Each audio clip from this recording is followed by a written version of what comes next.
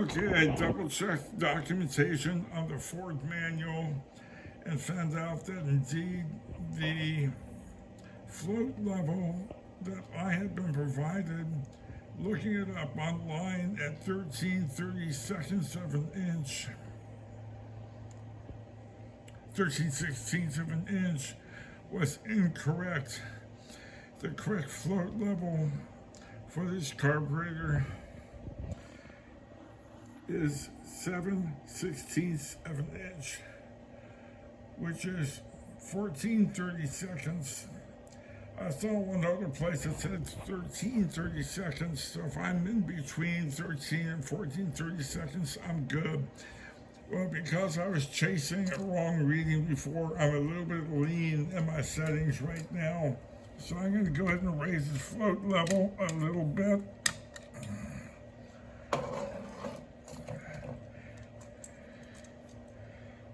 Up a little richer. Well, I almost dropped the needle. Okay, I dropped it, but didn't go to the ground. Needles off to one side safely. And as before, I'm going to try to keep all the stress I'm putting on this little tang in the metal, not going to the float, because I don't want that float to get damaged. It doesn't take very much adjusting. A little bit goes a long way. So I'll put the hanger back on with the needle and then put this back in position and see if my most recent adjustment is more appropriate.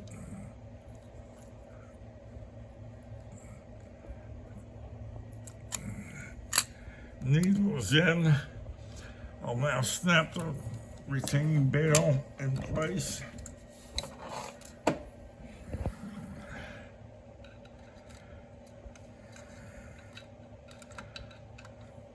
Go ahead and hit me some light down here, please.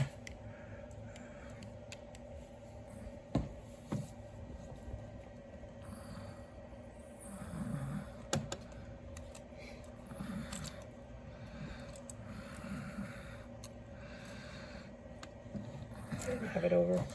Yep, I gotta put this in position so I can drop it in when it's time. This is so tedious, but that's what it's about.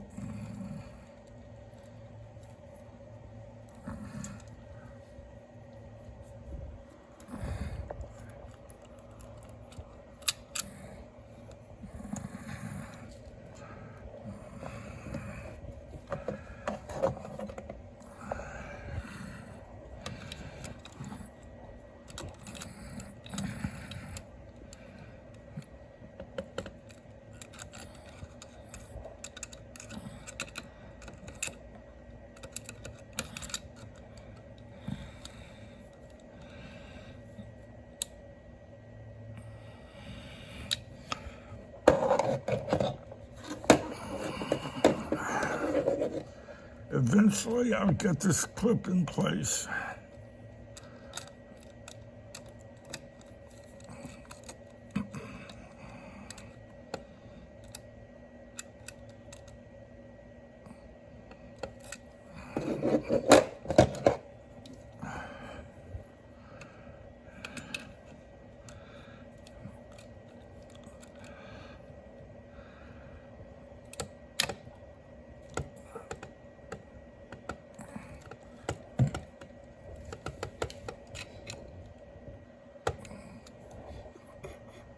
Almost.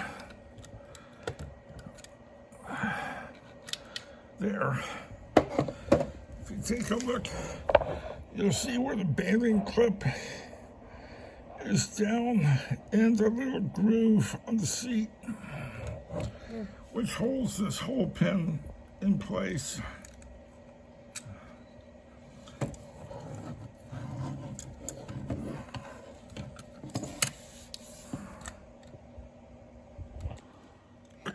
Okay, I've over adjusted I gotta come down a little bit. I'm gonna try doing this by holding that bracket in place and just twisting this down.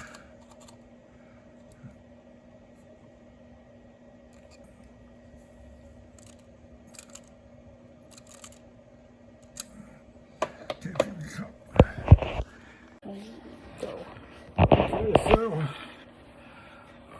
I will check the float level now and see if we're any closer to where I want to be.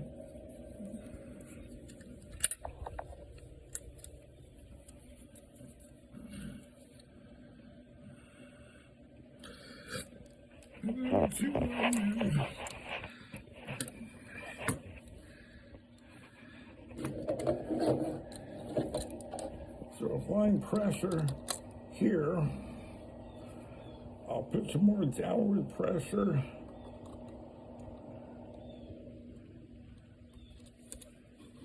On the pin or the tab, hinge tab.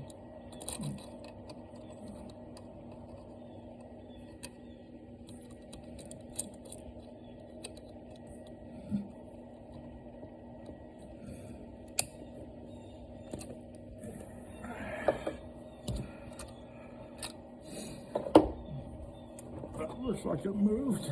We'll see.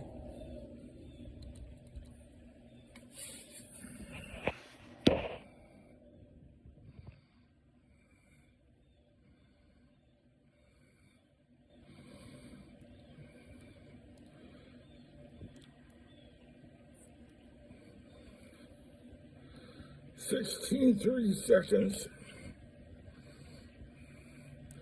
I'm at the 14.30 seconds. So I have to raise it up a little tiny bit now.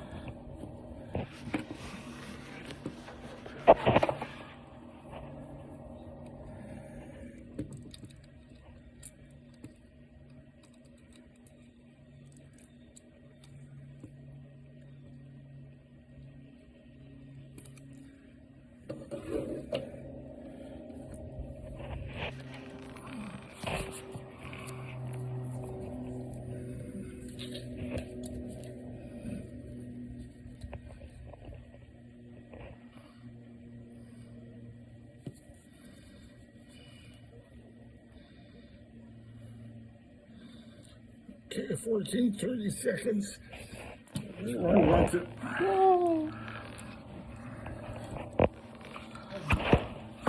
I want to make sure that the choke is working, and it is, and it's nice and free.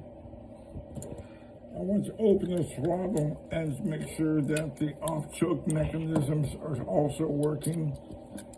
And if you look near my thumb, they are, again, nice and free. So now I can go ahead and put the top of the carburetor on. But before I do, I've got to find the correct gasket. Now this kit, for the top cover, there are a few different gaskets. This gasket at first glance may look like it's correct, but if you notice, if this is lined up, these holes are not lined up. And even the front holes don't line up quite correctly. So that is not what we use for this carburetor. Oh, and there's a small vacuum hole here. This gasket covers it, so it doesn't accommodate that. Can that be flipped though? Just FYI. No, it can be flipped. Same thing. Okay. But the same problem. It's reverse. Okay. So the other gasket in the kit does accommodate that little vacuum hole. Plus, it is lined up with this screw and this screw all the way around. And the other thing I want to point out on the cover is that there is a small hole in the gasket at each end here. And those holes are supposed to line up with little pins that are cast in this top piece. Little holding pins that hold it in place. Well, at some point, somebody, sometime down the road, broke those little pins off. My guess is they did it because whatever gasket they were using probably did not properly fit into where those pins were, and they took it upon themselves to go ahead and just break them off. It didn't hurt anything. It just means I have to be more careful when I line this gasket up as I put this cover on to make sure that it is absolutely perfectly in place. So when I put this in place and put the cover on, I am not going to tighten down the 4 screws very tightly. I'm going to make sure that they all fit correctly. If the screws are incorrectly in their access holes, the rest of the gasket will be lined up. And the other thing I want to make sure of is with the choke rod, there's a small flat piece of nylon. That's like a little dust cover. And I want to make sure that this is free to move around when the cover is in place and not trapped. The cover is real simple. I just put it down in position carefully, and then I start getting my different screws. Now, on one of these screws on the front cover, you may recall there was a tag. This is not the original tag with the carburetor model number, but then one thing, keep it in place in case anybody has any issues or questions. Okay, don't screw them in. The thing is not in place there. It will be. No, it's not. I can see it. Not even circular. I'm thinking a screwdriver through it to make sure it lines up because it's not even lined up. We'll use this.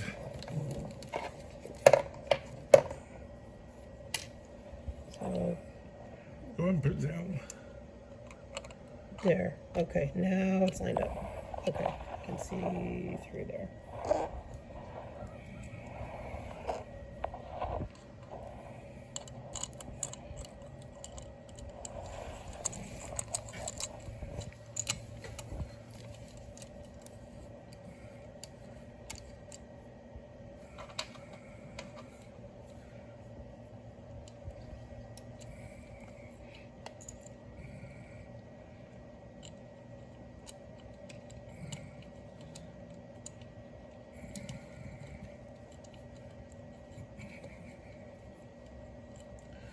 Once I get 2 screws started, the others will fall into place.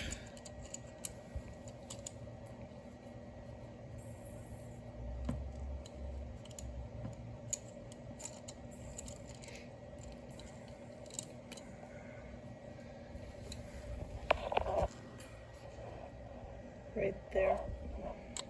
A little off, but the felt though. I'm gonna push through.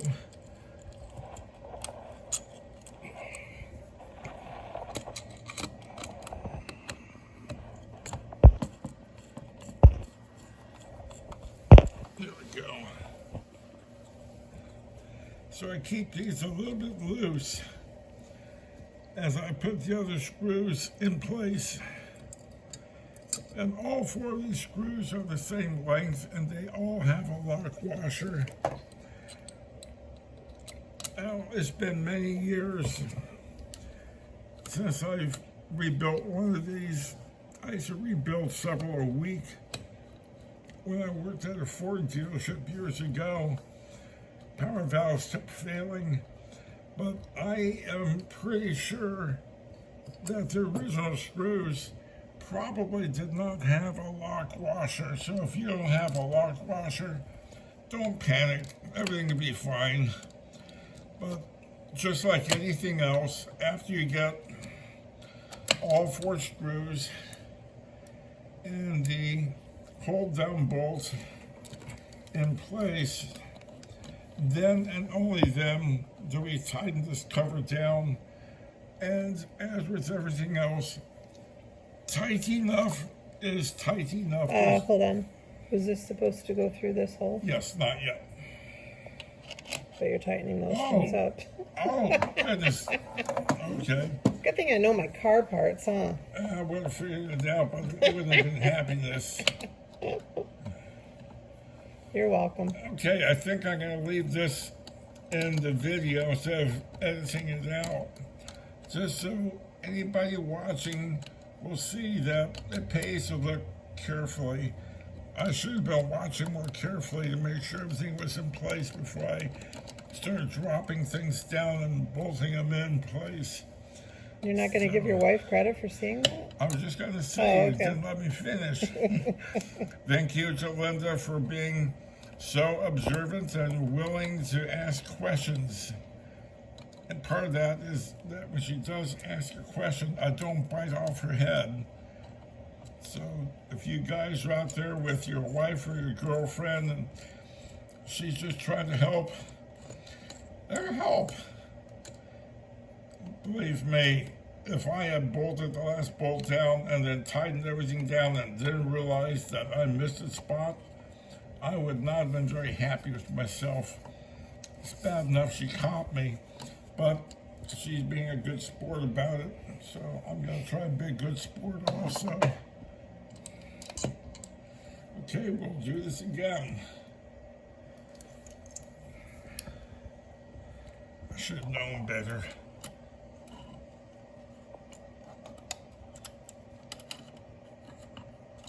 Okay. Now.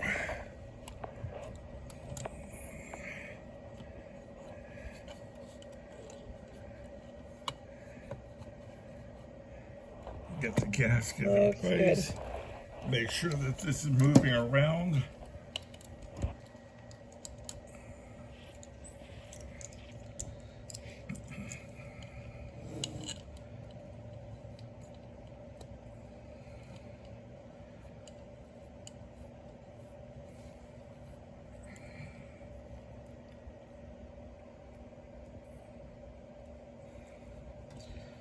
Lock washer came off. There's a washer on that one. Is there? Yeah. You got a washer right there. Yeah. You're good.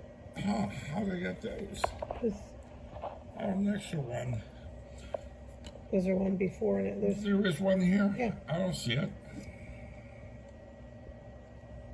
Oh, you're right. Oh, there's that one. Sorry. There, I now feel better.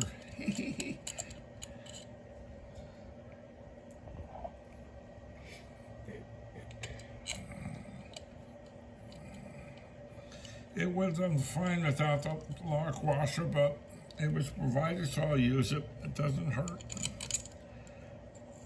It might even help.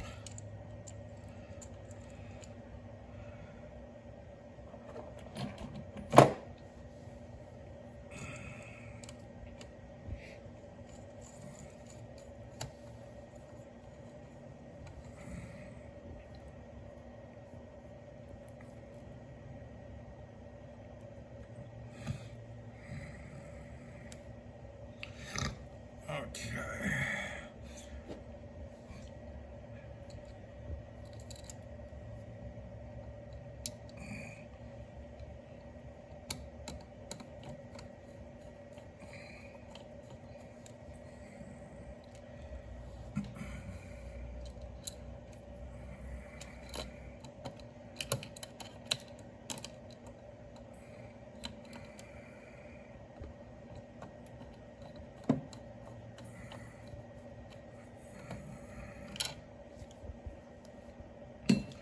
Make sure it's moving around okay still. And it is. So now, Not this big thing? here's the central bolt. What's this go to? Oh, that goes on almost last. Okay. Thank you.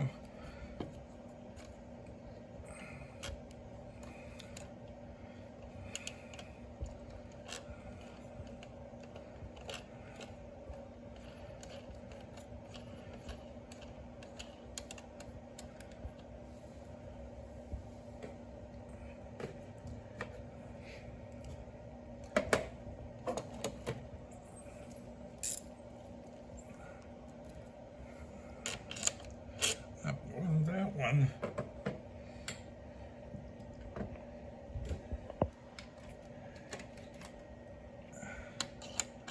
There we go.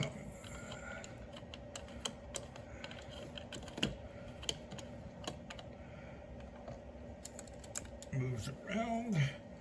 Now I'll start to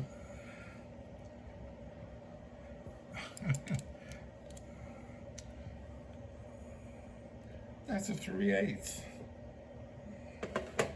I thought I was doing 1/4-inch drive.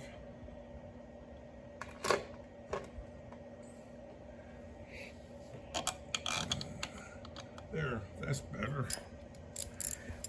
This socket I thought was a 1/4-inch drive. That's 3/8 drive I had down here accidentally.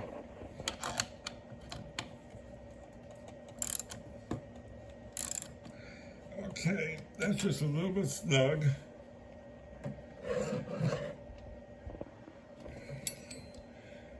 And I'll make these also a little bit snug.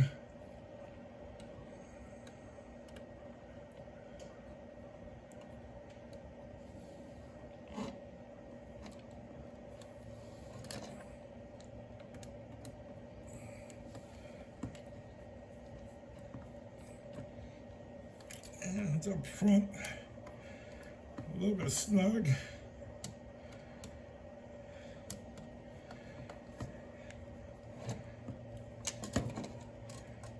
On YouTube, there's a guy, Kenny. He has a channel called Wrenching with Kenny. And his famous saying when it comes to tightening stuff like this is, you don't have to go bananas, just make it tight. And what I say is tighten up is tight enough.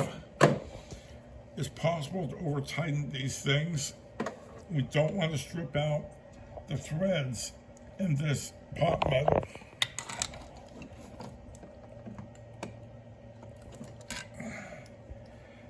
Now, I'm not going to use the little Robertson square drive because it is possible I could strip out the center square of these little bolts.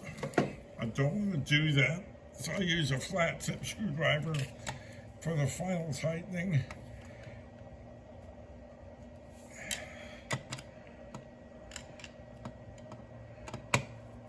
And as with all the other things, yep, I'll say it again, tight enough is tight enough.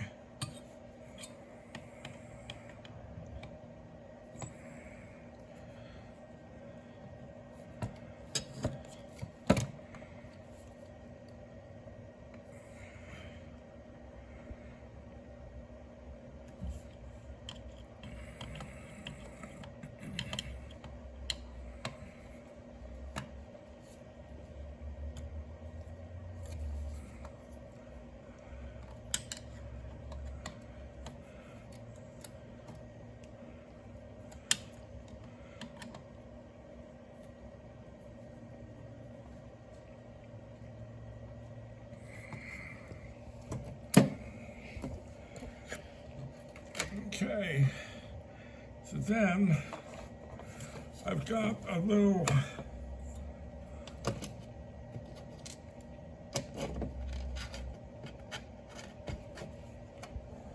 link, and there had been a little screw, there it is, that holds it in place. No, that's not it.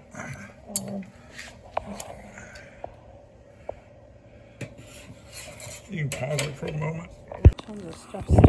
So I was looking for the small Phillips head screw that keeps the little choke link in place. I couldn't find that. I forgot. I put it back in the shaft and tightened it down so I wouldn't lose it later.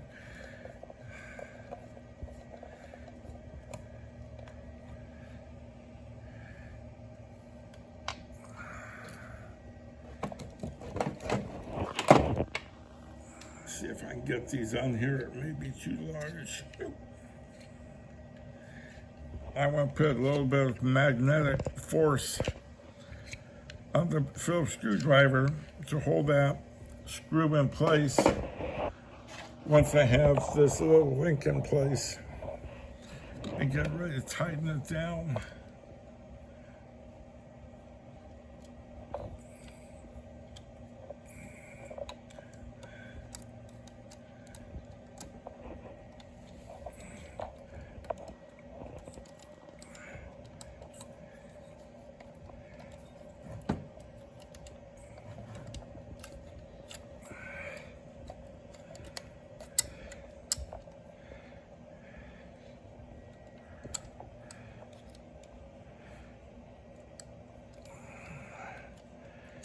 This ends up fitting in a narrow little slot.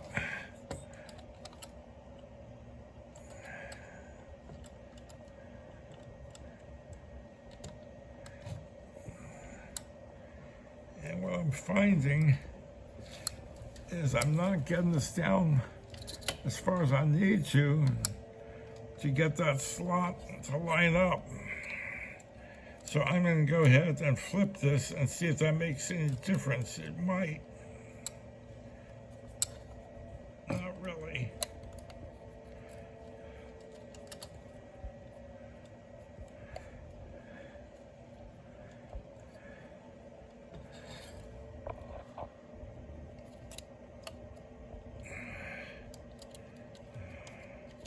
That looks right, isn't it? Yeah, I'm almost there. As soon as it lines up, it'll fit right in. But it's not. Does it go up and over it? No. It seats. There's a rectangular slot that goes into the link. And it's got to line up with this Can rectangular. you put that on first, then put the other piece in it? No. No, unfortunately. There we go. Okay, so there. That was in place. So I hope I can get this screw started while keeping it in place and then run it down by hand.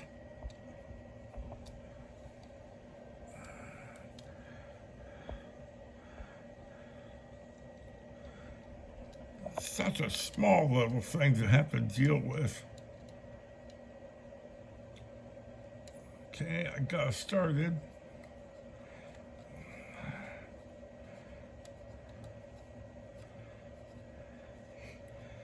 Now, let's see if I can get it down a bit more. I don't want to tighten it quite yet. I want to test a few things.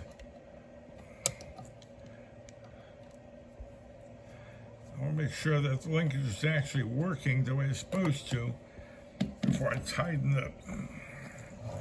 Okay, so here, it's cool out in the garage, maybe 55 degrees right now. So the choke should be closed, and it is definitely closed. If the choke pull-off diaphragm pulls down, it's supposed to open that choke. And there's a setting for that, but you know, it worked before. I'm not gonna worry about resetting it. It looks right, so I'm gonna leave it alone.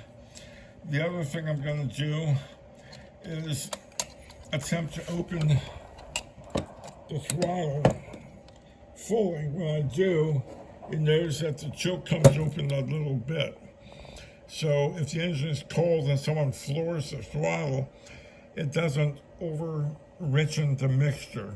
Shouldn't do that anyway if it's a cold engine, but that override is protection.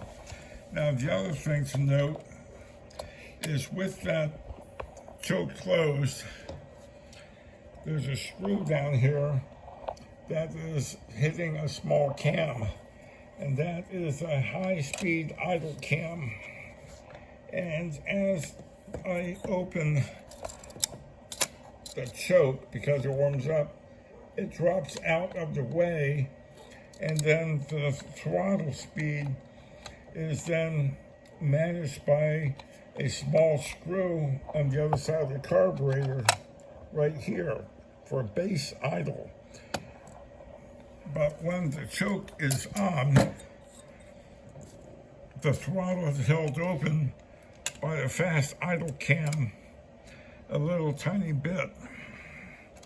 If you take a look at the idle screw, you notice that it's just a little tiny bit of wedge. There's an air gap in there. But if the choke goes open and the high-speed cam comes off, now you take a look and you see that the screw is completely against this metal linkage. So that's how that part works. But wait, there's more. We have the throttle position solenoid. This is a nice little piece of equipment. When the engine is warm and idling in drive at 650 RPM, when you put the car in park or neutral, because you're going to park the car, the idle RPM goes up to about 725, 750 RPM, thereabout. With a carburetor that is set lean in a lower compression engine, and this engine is going on, I think it's like 8.5 to 1 compression ratio. Sometimes when you turn the ignition key off, the engine will continue to try to run on, dieseling. It doesn't run smooth, it's gasping. What this does is when the engine is running, power is applied to a solenoid, and this little tiny pin moves up and locks in place electromechanically and holds the throttle open a little tiny bit. When you turn the key off, this little pin retracts or falls back in. When it does that, it closes the throttle on the base idle down to about 400, 450 RPM, and supposedly it will keep the engine from dieseling or running on. And I can tell you it works pretty good. So I'm going to go ahead. There's a small pin that I have to find for this and a little retaining bolt. Once I find those, we'll come back and I'll install it. Okay, found the bolt that is used to hold this down in place. And I found the spring, the return spring. So what I'm going to do is first hook the spring in place. And it doesn't matter all that much which is short, which is long. But this goes down in an elongated slot in the base of the bracket.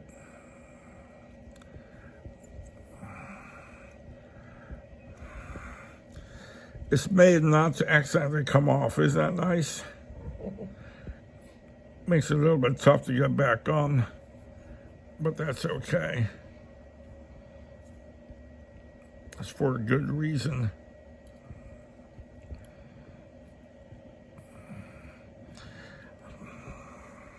Tweezers. There we go. This might help.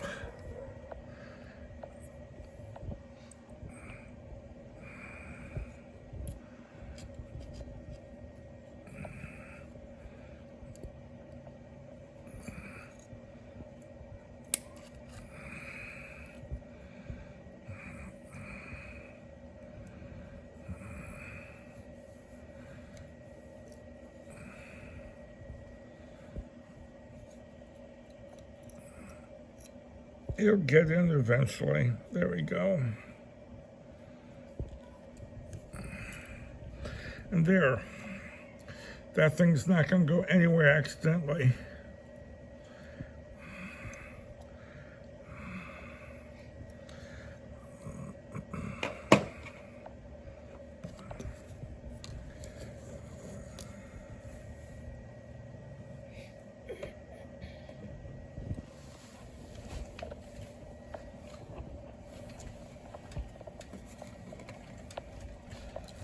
A little, I think it's 9/32.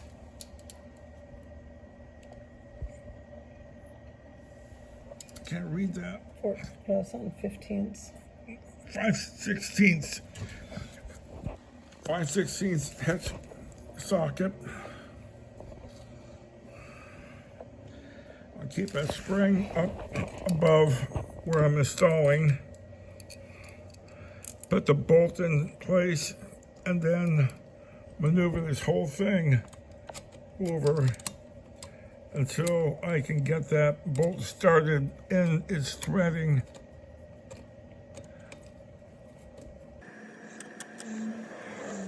I think that's where it's supposed to go.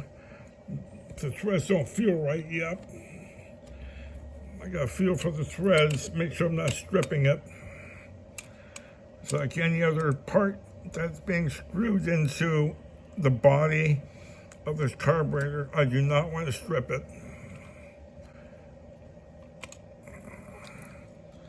Okay, that feels like it started good.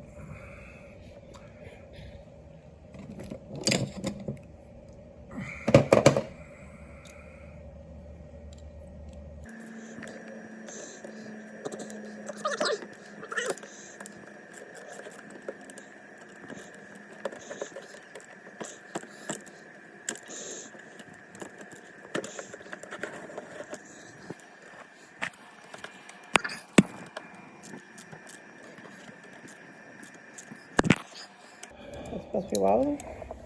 There's two little nubs that fit inside little guide holes in the base. That's how tightness. I want to make sure they are lined up properly. Oh, okay.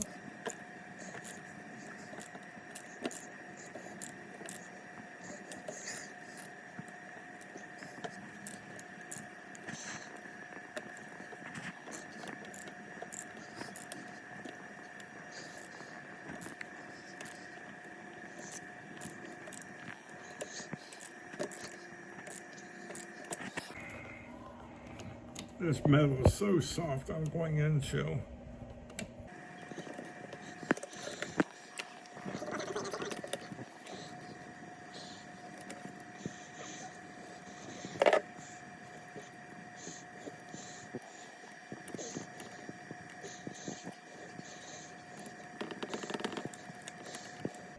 That looks a lot better.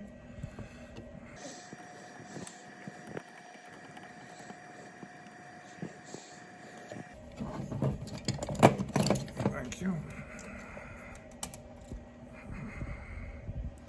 I'll let that hang for right now. Deal with it later.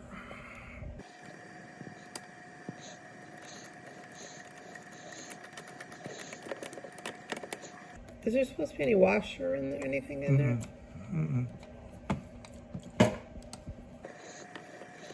Right there it fits in the thing, little nubbies.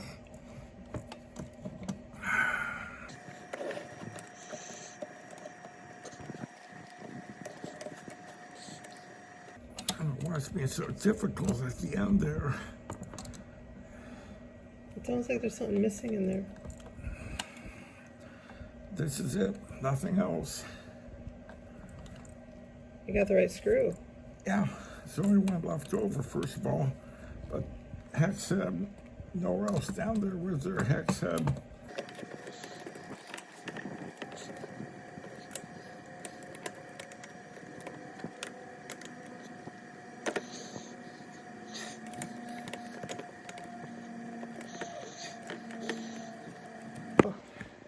Okay, Lindsay had to take a break to speak with a neighbor. Meantime, I moved ahead and did a few things. First thing you'll notice, this little spring I connected to the base plate for the throttle position solenoid and the kickdown linkage. Easy enough to get on, tedious, but I got it there. The hold down bolt for this bracket, I simply took out and I used some carburetor cleaner spray to clean off the threads. It's in here somewhere. There we go. And all that dirt came off. So that's what was After that, the mounting bolt went in just fine, and that's tightened down. For anyone wondering, what about your choke linkage? You never tightened that Phillips head screw up? Yeah, I did. I did that off camera so it wouldn't fall off. So there's not a whole lot left to this. Now, what we have is our two idle mixer screws. And there's a few things I want to point out about these. First of all, notice how clean they are. I made sure they were very, very clean. The other thing is, I hope I can get some light on this. And look, up here where it tapers, and I use a fingernail to feel for any kind of ridge. This is brass. It's a very soft metal. If somebody turns this into the carburetor base too far and too hard, it is possible to put a ridge on that taper surface. If that happens, it'll be very hard to get a perfect idle mixture because a little turn of the screw will go from just almost enough fuel to way too much.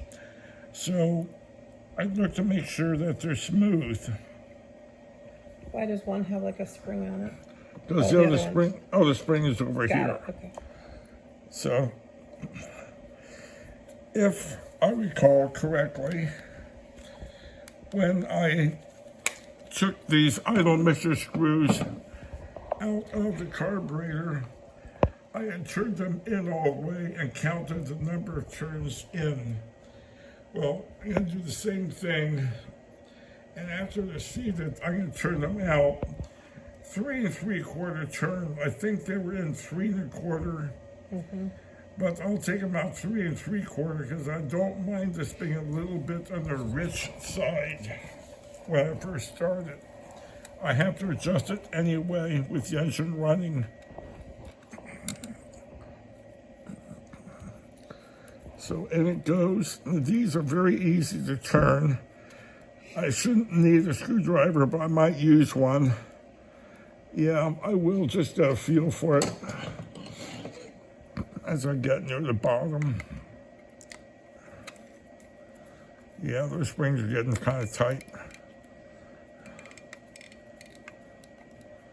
And when I get to the bottom, I'll go out 1/2, 1, 1.5, 2, 2.5, 3, 3.5 turns. And that's it. Now I'll go 3 3/4, just because I don't mind being a little bit on the rich side.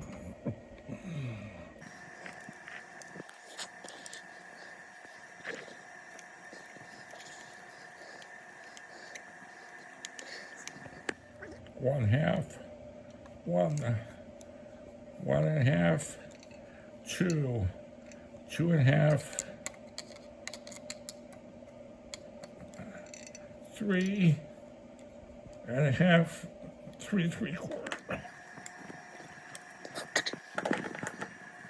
Now the last thing to do is to install the fuel filter. So why is powder coming out of it? Pardon me? Powder was coming out of that. Out of which end? Shake it. See it? What is all that? Oh, that stuff got trapped. You have that on film? Yeah. Good. Let me go ahead and show. Here is some of the dust that came out of the filter. Now, the other day, what I did is I blew through the filter to make sure it wasn't all plugged up. And it wasn't. But now that it's sat there for a few days drying out, Linda noticed some of this came out. Okay, so that is reason enough for me to stop right here and not install this filter. I'll get a new one. I probably should have anyway, but I'll get a new one and replace it because this will still have silt caught Yeah, it's still, inside there. it's still coming out when you did that.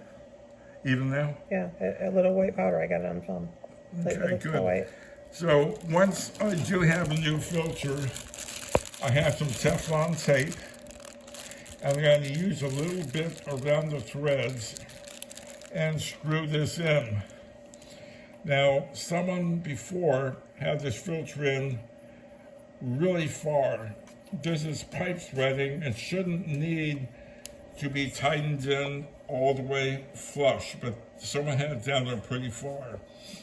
So if it turns out that this won't seal properly, Teflon is not meant to seal from gasoline leaks. It's meant to lubricate threads so things can go in easier.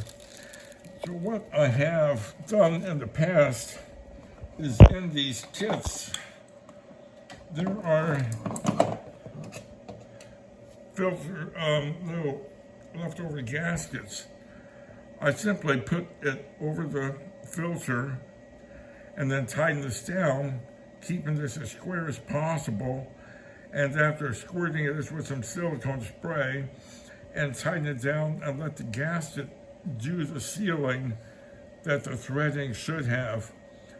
The other way I've done that is I've used a Viton rubber tipped or rubber compound O-ring and put that in here and tighten it down and let the O-ring seal between here and this flat surface of the carburetor, and that's worked. I'm confident that this approach will work with this filter once I install one.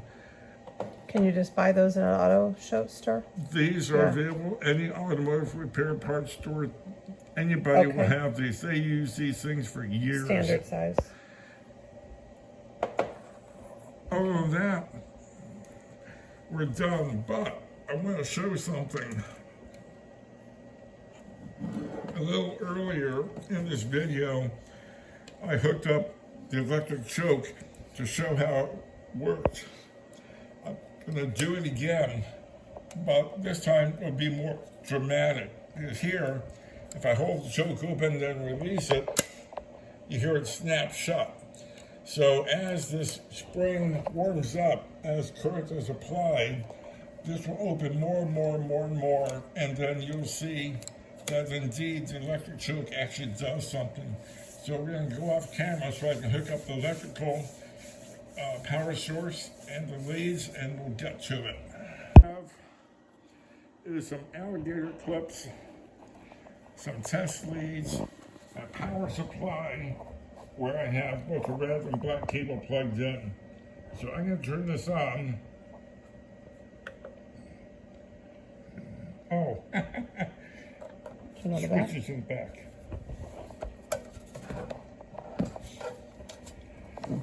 And I'm going to initially set this for 7.5 volts because normally this is powered through the stator terminal on the alternator, which will put out 1/2 of alternator output. Alternator should not be putting out much more than 13.8 volts. I'll cut this back a little bit.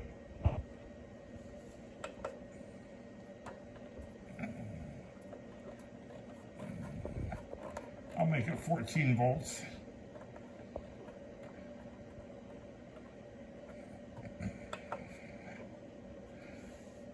I don't need a lot of amperage.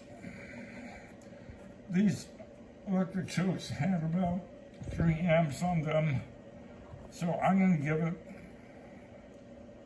3.5 amperes. Now what I'll do is I'll connect one lead to the electric choke positive terminal, another lead to any good ground, and then to show when we have amperage flowing. What are you looking for? I'm looking for my KAIWEETS. Oh, where did I put that? Right, I see it. Looking at the wrong box. I have a digital volt ohm meter, which is really a cool tool. Everybody should have one of these things. It has a small dial where I can select whatever function I want. In this case, I want to read amperes. There's a backlight. It's on DC. I can change that by pressing this function. AC, DC, and then I can hold it down for a few moments until this goes to 0. That's called zeroing the meter. Then what I'll do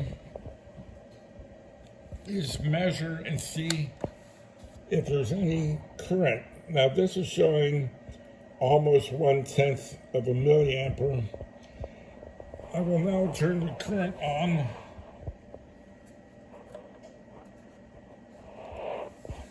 And it shows that we should have about 3.5 amperes. I'm showing 3.73, 3.74 amperes actually flowing.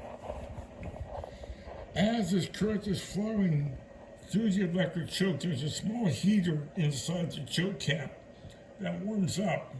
As it warms up, this choke will start to open. Right now, it sure doesn't sound like it's going to open, but it will.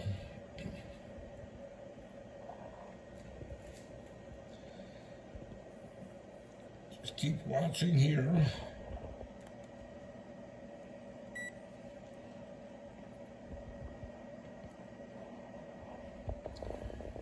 And you notice that the amperage is going down a little bit.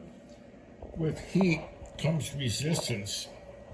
And so it'll let less and less current go through as it's warming up. But already,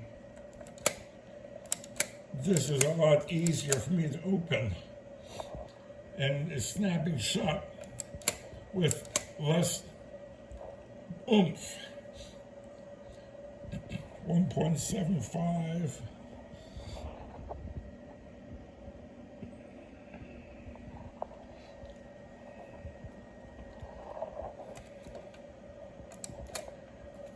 And look at that, it's starting to loosen up. I barely touch it, and it starts to open, whereas before I ready to push hard.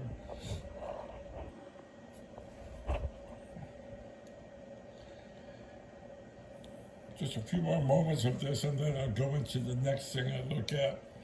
But here, all I want to do is prove that the electric choke actually does something. Take a look, and it's starting to open. I'm not even touching it right now, and it's opening.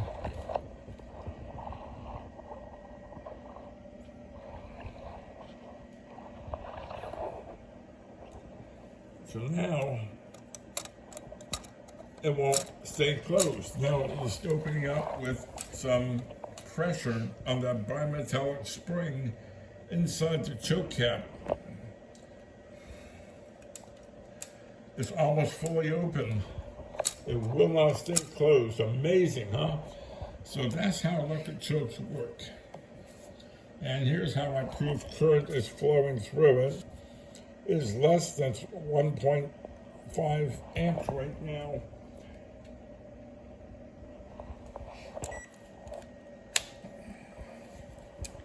Turn this off and put this back in this box. If you don't have a digital volt ohm clamp amp meter and volt meter, take a look, try to find one. What I'll do is in the description of this video, I will put a link in there so you can look on Amazon and try to find one of these. They're worth their weight in gold. Look at that, fully open choke. Completely open. The power of electricity. Turn it off. Oh, can we turn it off and see that will it slowly shut? Oh, it'll take a while to cool off. Oh, wanna turn it Okay, off? so now you turn it off. We're done with these. and you can turn off the video. Okay, there's a few other things I want to show about this linkage. It's got me a little harder to do than usual because the choke is off. I should have shown it before I opened it with the electrical equipment. But in the event that the choke is closed, we have over here a high idle speed cam adjusting screw with a hex head. And this thing is really hard to see when the carburetor is on the car, and that's why I want to show it right now. Normally, when the choke is closed, this little cam is sitting up kind of high, and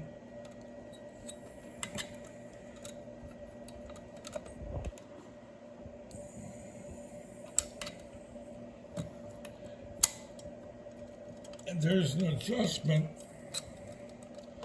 on here that sets the high idle speed, which is the idle speed when this little screw is resting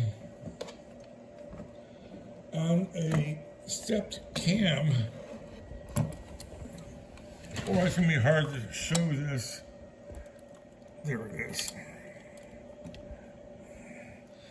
When the carburetor is cold and the choke is on, there's all kinds of linkages down here that start to affect how the carburetor runs. One of them is a high-speed cam with steps on it, and the steps, usually there's 3 or 4 steps, and there's a high-speed idle screw in the back of the carburetor, really hard to see, that depending upon how open or closed the choke is, will sit on these different steps on that cam. This being position 1, position 2, and there's other positions as we go further up the cam. But the idea is when the engine is warmed up is to carefully reach back here so you don't burn yourself and set this on the 2nd or 3rd cam, depending upon the carburetor that you've got, and let the engine run at idle. And the idle speed is normally 1400 to 1500 RPM in neutral. That will change depending upon the model and year of your vehicle and size engine. You'll have to look those specs up. If you can't find the specs, 14 to 1500 is a good spec to zero in on.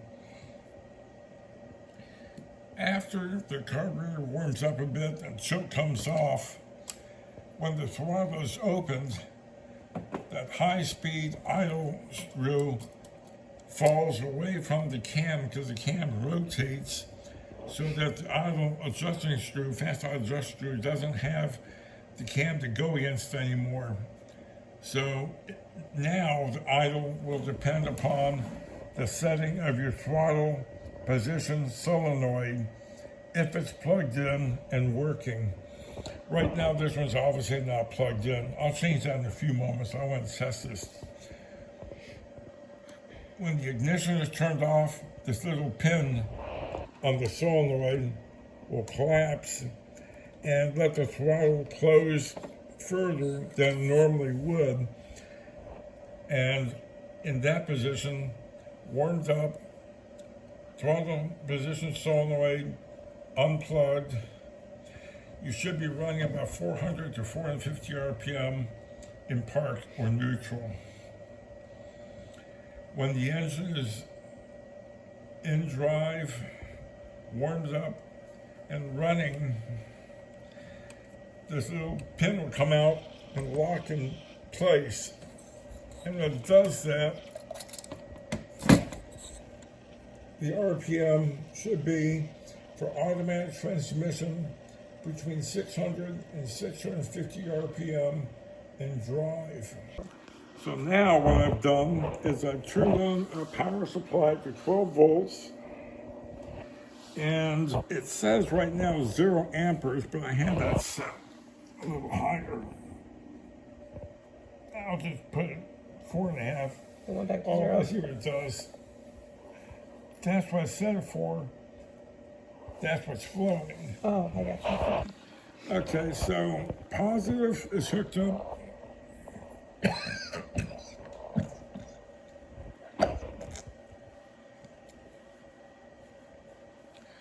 Positive is hooked up to the lead going to the solenoid, and negative is here. And now if you take a look, this little pin is just sitting there. It's got a little rubber dust boot that keeps it from going in completely, but I can push it all the way in without a problem, all the way back. Now when the ignition key is turned on and the engine is running, energy is applied here, and watch what happens. And listen also. You see that pin move? Mm-hmm. The pin will move forward and lock in position. What that's supposed to do is when the throttle is opened and closed, is hold this throttle open at a certain RPM level, and when the ignition is turned off, this will retract and let the throttle close a little bit. Now it's not working quite that way with this setup because this was not adjusted correctly at some point down the road a long time ago. So I have to adjust the carburetor so this base idle of 400, 450 RPM is going to be set with this rear base idle screw. With the power turned on and going to the solenoid, I then use the solenoid to adjust the idle and drive 650 RPM. I do that by turning this screw for the carrier in or out for the solenoid. Once I have that set, if I were to unplug this, the solenoid pin collapses and the idle will drop to 400 RPM or so, and the engine should shut off nice and smooth. So those two things I still need to adjust on here. How long ago this actually started not behaving correctly, not adjusted correctly, I have no way of knowing. I just know I've identified that this is not set correctly, and that's something that I've got to take care of.